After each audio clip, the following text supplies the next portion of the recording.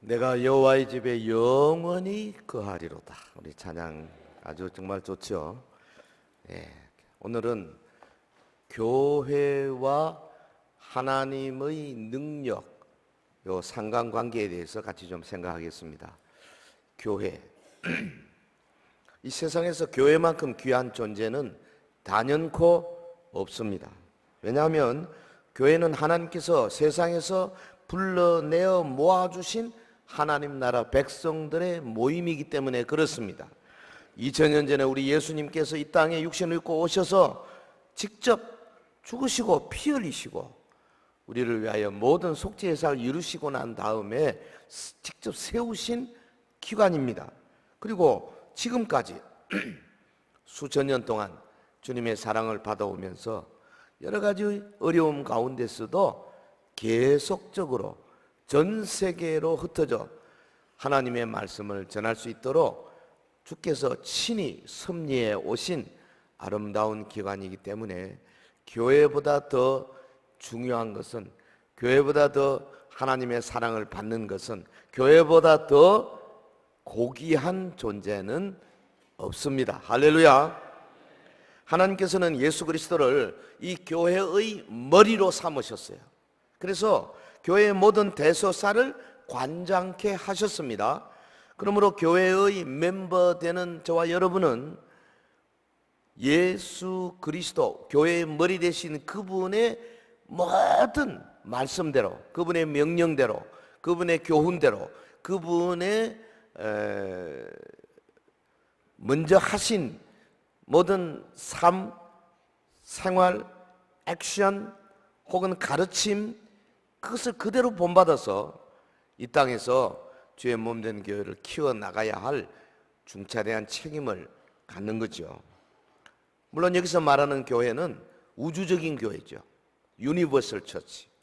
근데 여러분, 마태복음에 보면 마태복음 16장에 예수님께서 베드로의 신앙 고백을 받으시고 내가 이 반석 위에 내 교회를 세우겠다. I will build my church. 내 교회. 이때 우주적인 교회죠. 그런데 똑같은 마태복음에 저 뒷부분에 가보면 형제 중에 범죄한 사람이 있거든. 가서 권면하고 말 안 듣거든 두세 명 증인을 정참케 하고 그래도 말 안 듣거든 교회에 보고해서 그 형제를 끊으라. 그때 그 교회는 지교회를 말하죠. 지역교회. 그러니까 마태복음 안에도 우주적인 교회, 지역교회 같이 나옵니다. 둘이는 다른 게 아니에요. 여기서 말하는 교회의 머리 되신 예수님은 각 지교회의 머리도 되시는 거죠. 오늘 본문은 사도 바울이 에베소 교회 성도들에게 말하자면 바울의 간절한 소망을 담아서 하나님께 기도하는 거죠. 에베소 교회 성도들로 하여금 저들이 영적인 지각을 가지기를 원합니다. 영적으로 깨어서. 그리고 에베소 교회 성도들에게 지혜와 계시의 영인 성령 주셔서 저들이 하나님에 대한 참 지식을 알게 하옵소서 이렇게 기도하고 있어요. 또 오늘 본문에 의하면 우리에게 오신 성령께서 성도들의 마음의 눈을 밝히셔서 세 가지를 주신다 그랬습니다. 첫째는 뭐냐? 부르심의 소망이 무엇인지 알게 해주시고, 두 번째는 그 기업의 영광의 풍성함을 알게 하시고, 세 번째는 성도에게 베푸신 능력의 지극히 크심이 어떠한 것을 알게 하신다. 그러니까 성령 충만하게 되면 우리가 하나님 우리를 부르신 소명에 대해서 알게 되죠. 굉장한 소명 속에 숨어있는 놀라운 그 소망을 알게 되죠. 다음에 두 번째, 하나님이 우리에게 주신 기업, 다시 말하면 앞으로 우리가 누릴 그 위대한 상속들이 얼마나 영광스러운가를 체험하게 되죠. 또 하나는 뭐냐? 우리에게 주시는 하나님의 능력이 얼마나 큰가 하는 것을 알게 된다 그 말이죠. 이거 공부해서 아는 게 아닙니다. 성령님이 오셔서 우리의 눈을 밝혀주셔야 돼요.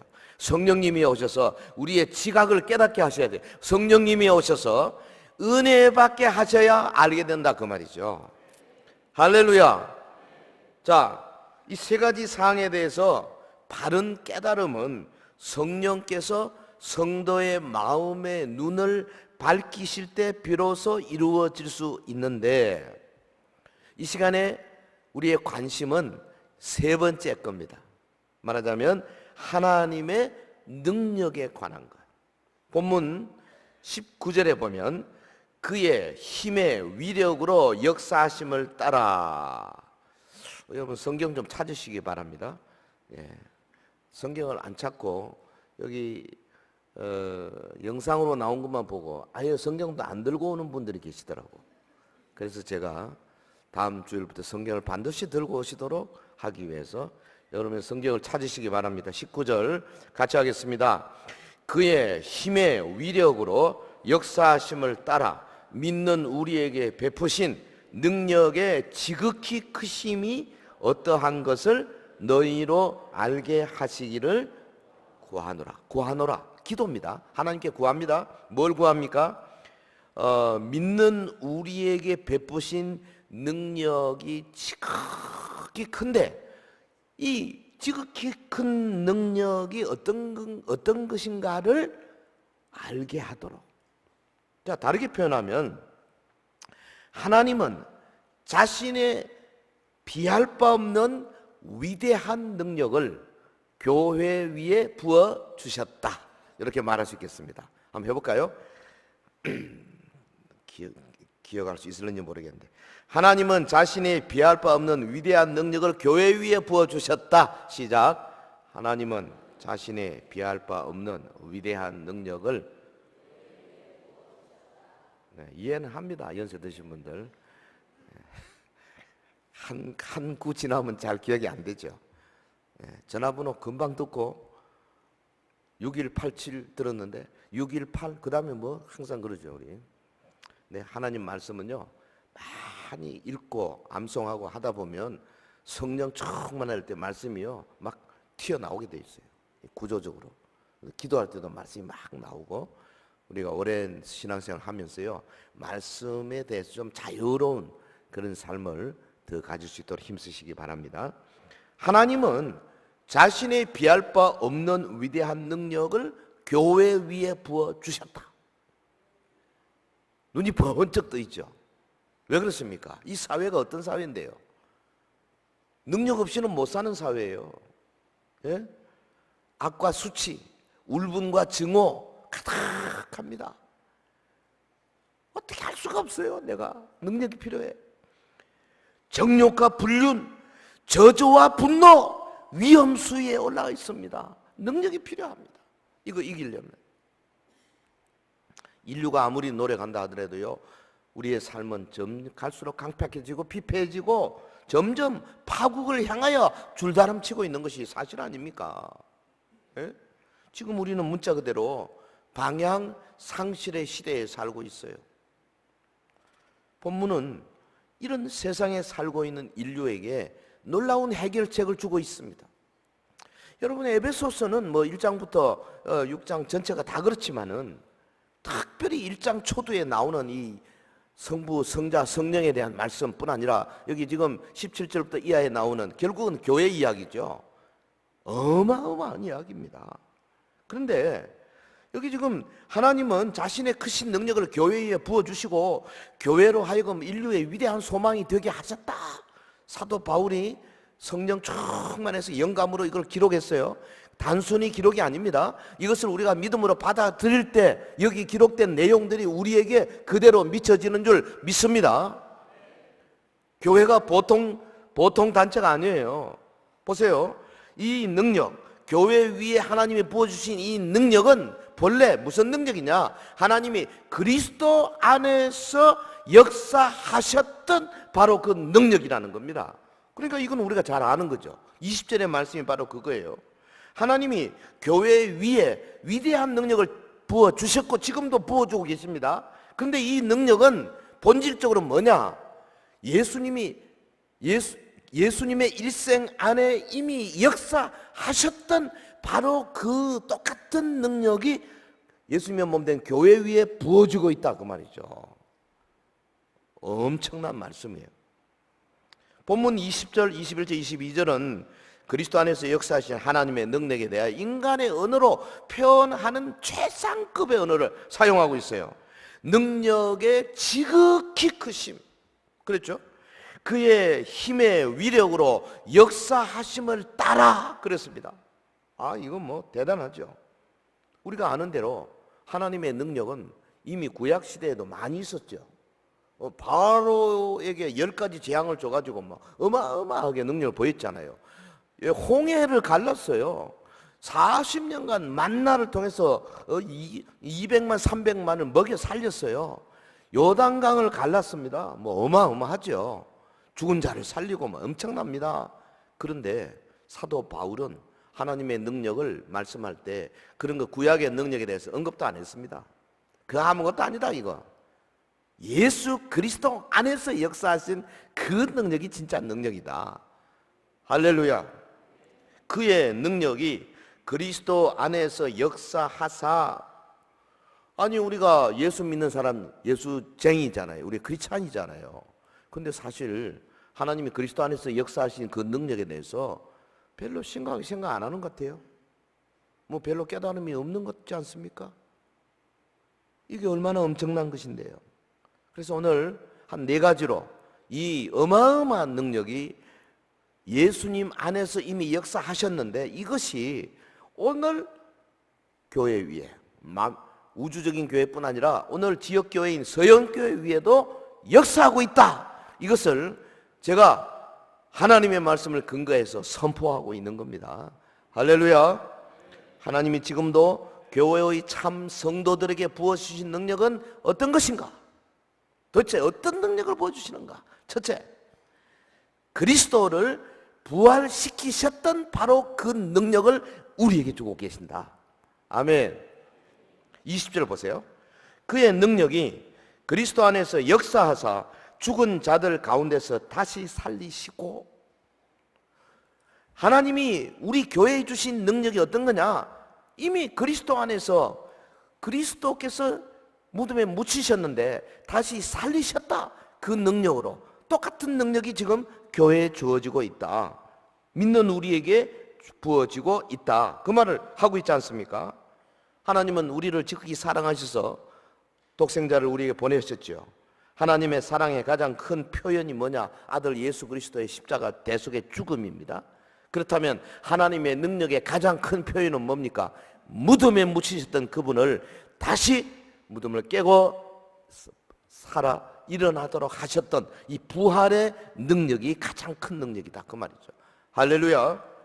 에베소 교회 성도들에게 보낸 편지에서 하나님의 크신 능력의 증거로 예수님의 부활, 예수님의 승귀, 익설테이션, 하늘로 오르시고 하늘 보좌 앉으시고 예수님의 부활과 예수님의 승귀를 언급하고 있는 거죠. 왜 그렇습니까? 구약 성경 전체에 나타나 있는 하나님의 그 큰 능력들, 그런 것은 사실은 그 자체가 온전한 것이 아니에요. 장차 오실 예수님의 능력에 비하면 온전한 것이 아니다 그 말이죠. 구약 성경을 여러분 눈 씻고 찾아보세요. 거기에 죽은 자가 부활하는데 예수님처럼 시간과 공간을 초월하는 그런 부활체가 어디 있습니까? 여러분 구약 성경 아무리 보십시오. 하늘 보좌로 올리는 게 어디 있어요? 그런데 예수님 안에서 이 위대한 능력을 하나님이 우리에게 보여주시거든요. 자, 그러면 부활의 능력이 오늘 교회에 부어지고 있으면 어떤 결과가 나타납니까?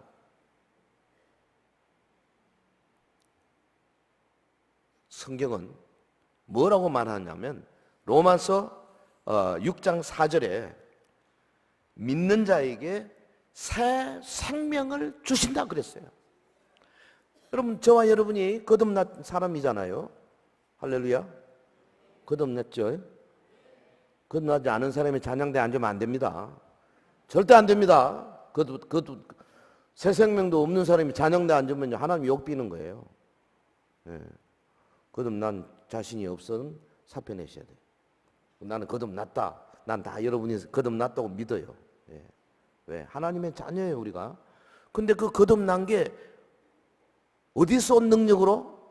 부활시키신 그 똑같은 능력이 우리 죽었던 영혼 위에 역사에서 우리가 살아 일어나는 거죠. 할렐루야. 로마서 6장 4절 그러므로 우리가 그의 죽으심과 합하여 세례를 받음으로 그와 함께 장사되었나니 이는 아버지의 영광으로 말미암아 그리스도를 죽은 자 가운데서 살리심과 같이 우리로 또한 새 생명 가운데서 행하게 하려 함이라. 간단하게 말하면 그리스도를 죽은 자 가운데서 살리심과 같이 우리로 또한 새 생명 가운데서 행하게 하려 함이라. 거듭난 거, 새 생명 가진 거. 이 내가 새 생명을 갖게 된 것은 어떤 능력에 의한 거냐? 하나님께서 일찍이 예수님을 부활시키셨던 똑같은 능력이 내게 역사해서 나에게 새 생명 주신 거다. 그러니까 여러분, 내가 거듭났다는 확신이 있다는 말은 다른 말로 하면 내 속에 예수님의 부활시키신 능력이 작용하고 있다는 것을 믿는 겁니다. 이거 어마어마한 거예요. 이 새 생명을 가진 자에게 성경은 뭐라고 약속합니까? 너희들이 삶의 모든 유혹 이길 수 있다. 고린도전서 10장 13절 우리 잘 아는 구절이잖아요. 사람의 감당을 시험받게 너희에게 당한 것이 없나니 오직 하나님은 미쁘사 너희가 감당치 못할 시험 당을 허락지 아니하시고 시험 당할 점에 또한 피할 길을 내사 너희로 너희 감당케 하신다. 다시 말하면 우리가 영적인 전투에서 내가 새 생명을 가지고 있고 이 새 생명으로 마귀의 시험, 귀신들의 시련, 유혹 이런 것들을 싸워 이길 수 있는 것은 내 힘이 아니라 예수님을 부활시키시던 바로 그 능력이 내 영혼 속에서 역사하고 있기 때문에 그렇다고 말이죠. 할렐루야. 뿐 아닙니다. 사도 바울이 뭐라 그랬습니까? 그 부활시키신 바로 그 능력으로 새 생명 가진 자, 믿는 자를 장차 무덤에서부터 부활시키실 것이다. 데살로니가전서 4장 16절 주께서 호령과 천사장의 소리와 하나님의 나팔 소리로 친히 하늘로부터 강림하시리니 그리스도 안에서 먼저 죽은 자들이 일어날 것이다. 여러분, 예수님을 부활시키신 그 능력이 지금도 우리 죽을 몸의 안에서 역사하고 있습니다. 우리가 죽어서 묻힙니다. 그런데 그 우리 속에 역사하신 그 능력이 주님의 마지막 나팔 소리와 함께 재림하실 때에 무덤을 박차고 일어날 수 있도록 우리에게 역사하는 줄 믿습니다. 이 약속, 이 확신 어마어마한 능력이죠. 오늘 우리 서연교회에 부어주시는 하나님의 능력이 바로 이거예요. 그래서 서연교회가 참 하나님의 교회라면 이 능력이 막 역사하고 있는 것이 여기저기 자꾸 보여야 돼요. 막 새 생명들이 막 살아 일어나고 막 찾아오고 거듭나고 부서지고 깨어지고 성전고를 부르고 여러분 이와라수목금토 세상에 나아가서 유혹과 싸워 이길 때 계명 범하지 아니하고 이기고 내 속에서 돈을 탐하는 마음이 생기고 혹은 이성을 탐하는 마음이 생기고 가족을 깨는 그런 좋지 않은 것들 본능적인 것 생길 때 내 속에서 그 능력이 역사해서 이를 잘라버릴 수 있도록 만드는 그런 삶 이런 것들이 계속 우리 성도들에게 나타나야 된다 그 말이에요. 할렐루야. 이 새 생명에서 우러나오는 믿음을 가지고 주의 몸된 교회를 더욱 사랑하시기를 예수 이름으로 축원합니다. 자, 그리스도를 부활시키신 그 능력이 우리에게 와서 새 생명을 주신다. 자, 두 번째 어떤 능력이냐? 교회 위에 보신 하나님의 능력은 20절에 보면 그리스도를 하늘 보좌에 앉히신 능력이라 그랬어요. 보세요. 그의 능력이 그리스도 안에서 역사하사 하늘에서 자기의 오른편에 앉히셨다. 오른편. 여러분, 이 오른편이라는 말은 장소적인 것을 말한 것은 아닙니다. 성경에 말하는 오른편이라는 말은 공간적인 개념이 아니고 주권적인 개념이에요. 예를 들면 상속권, 주권적인 능력, 혹은 구원의 능력, 혹은 통치권 이런 것들을 말하는 거예요. 그러니까 하나님의 오른편에 앉으셨다는 말은 하나님께서 예수님에게 자신의 모든 능력을 상속하고 주권과 구원과 통치의 모든 권한을 주셨다 그 말이에요. 보세요. 예수 그리스도 승천과 하늘 보좌에 앉으심이 얼마나 중요한지 우리가 이거 너무 쉽게 생각하는 경향이 있어요. 아닙니다. 하나님께서 예수님을 보좌에 앉히셨어요. 만왕의 왕으로 등극시키신 겁니다. 예, 대관식을 한 거예요. 그러니까 메시아 왕국의 왕이시다 그 말이죠. 그 말은 무슨 말입니까? 오늘 저와 여러분이 이 부활의 능력 그리고 예수님을 위로 보좌로 인도하시는 그 능력에 의해서 우리도 장차 보좌로 인도된다 그 말이죠. 아멘. 저와 여러분이 하나님의 보좌로 인도될 거라니까요. 이 능력이 지금 교회 안에 역사하고 있어요. 누구에게? 참 성도에게, 생명을 가진 자에게, 주의 말씀을 순종하는 자에게, 교회를 사랑하는 자에게 이 능력이 지금 역사하고 있다니까요. 예수님은 메시아 왕국의 왕으로 등극하셔서 이제는 더 이상 아기가 아닙니다.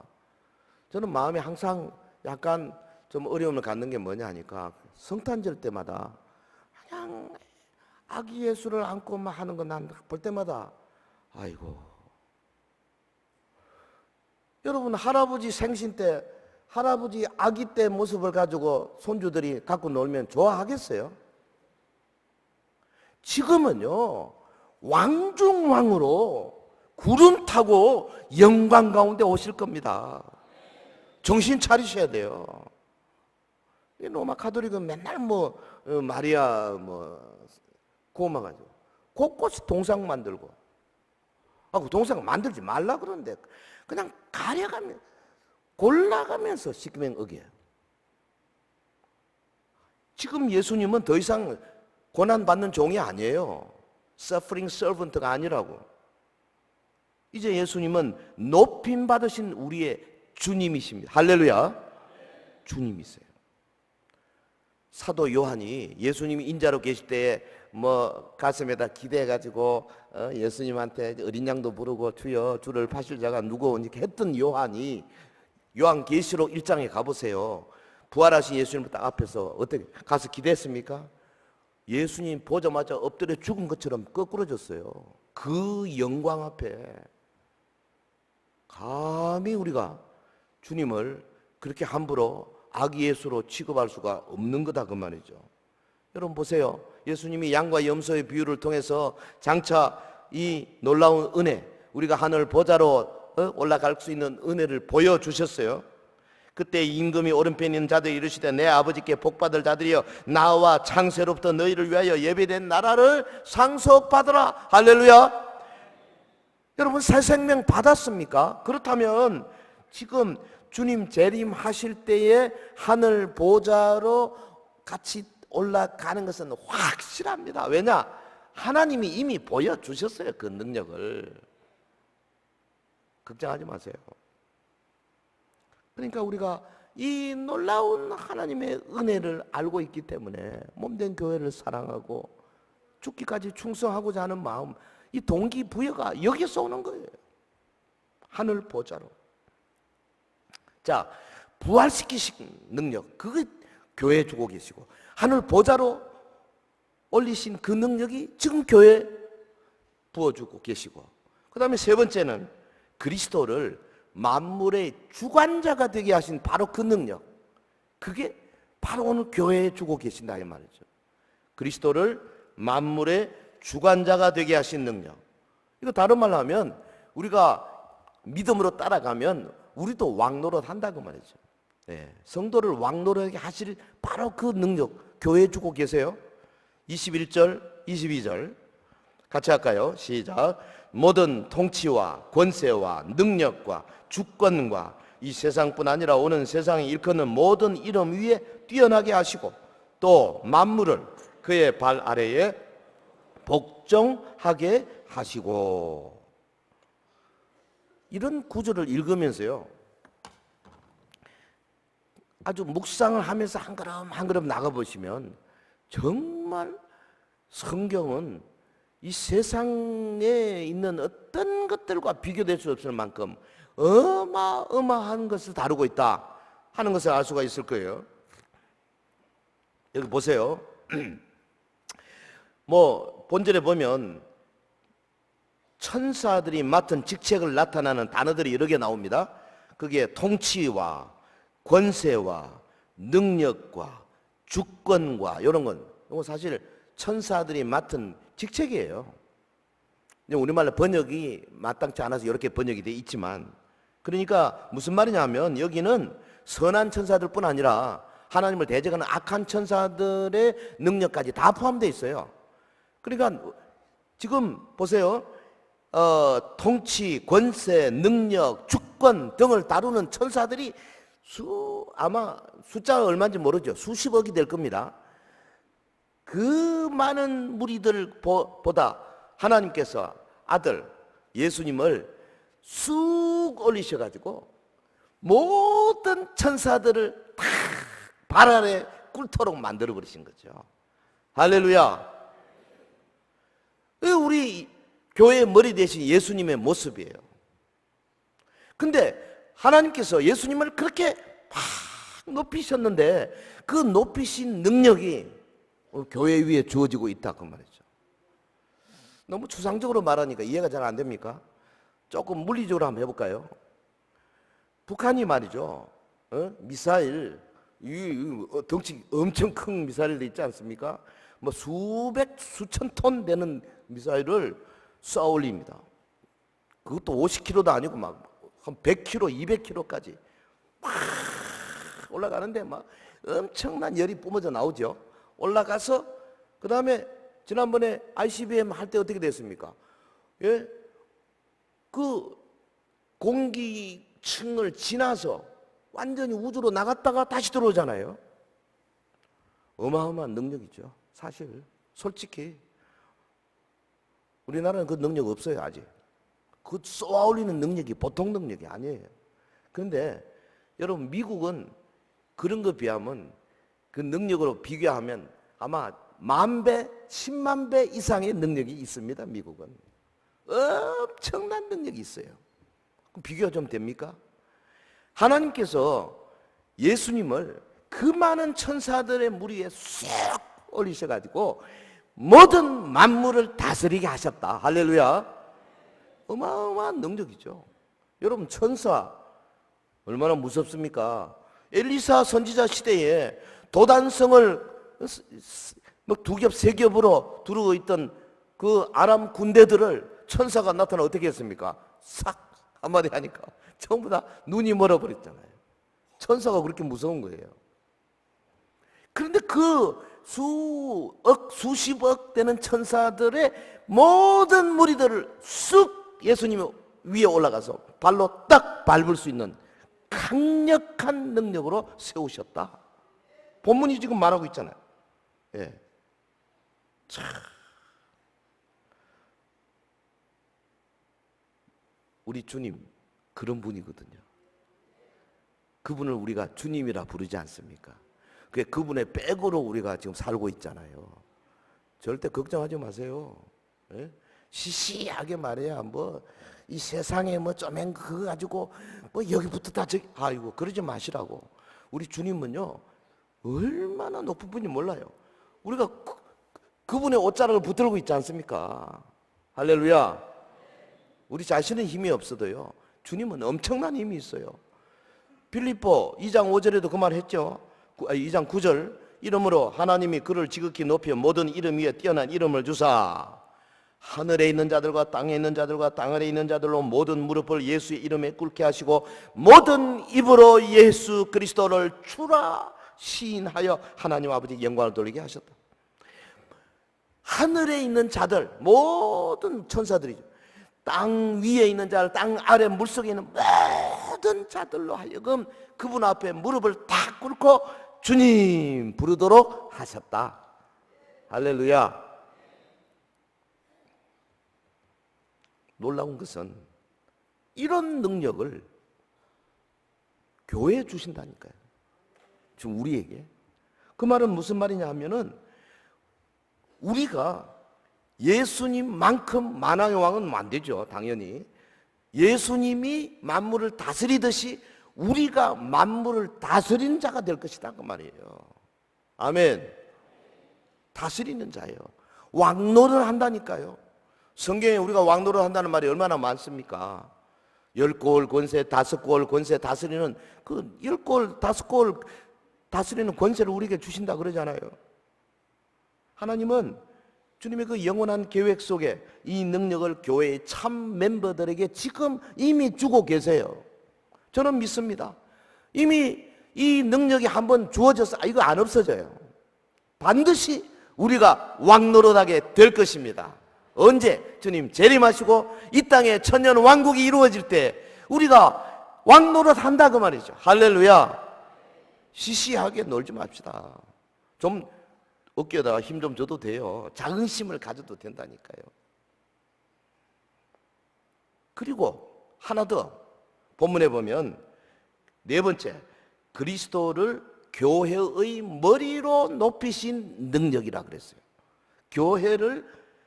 교회의 머리로 예수님을 쫙 높이셨다. 네? 이거는 앞에 세 가지하고는 조금 달라요. 22절, 23절. 그를 만물 위에 교회의 머리로 삼으셨느니라. 교회는 그의 몸이니 만물 안에서 만물을 충만하게 하시는 이의 충만함이니라 그랬어요. 이게 무슨 말인가?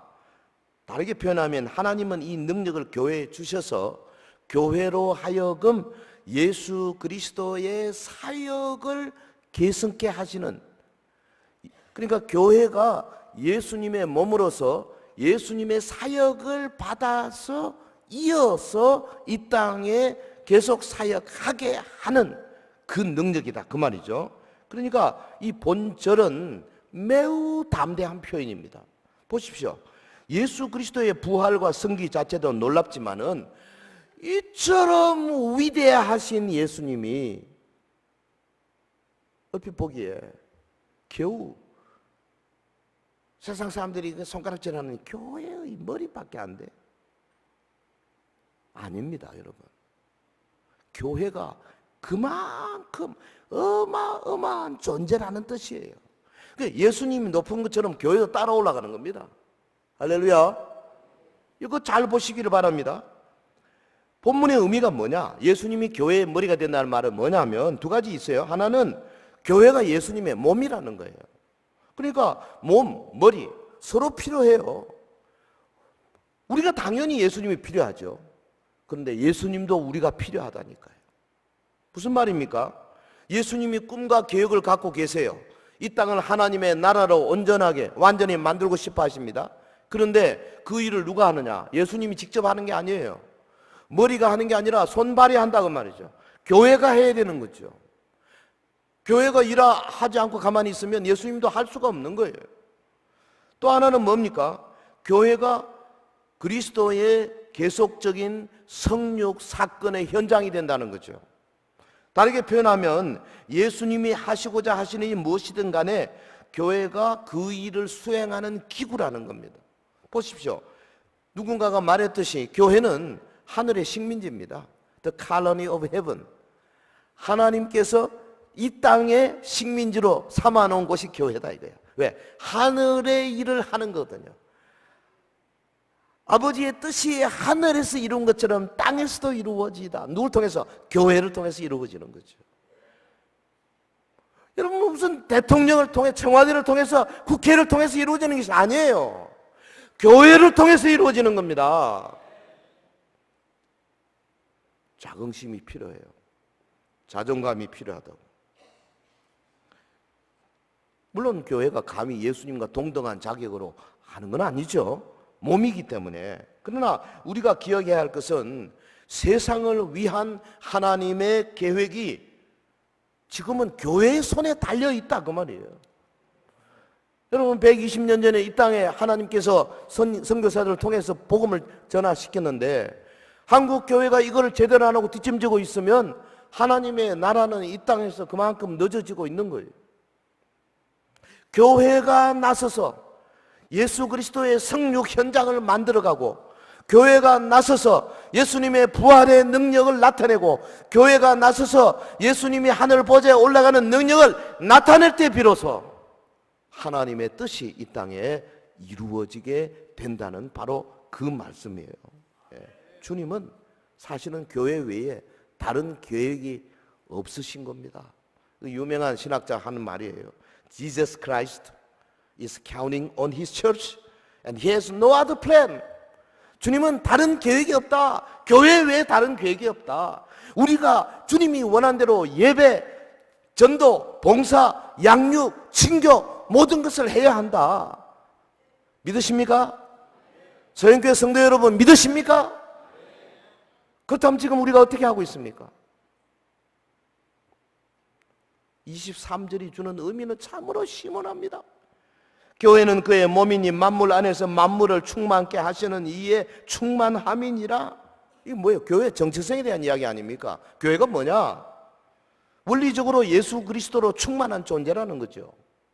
교회는 예수님으로 충만해야 돼요. 그래야 교회예요.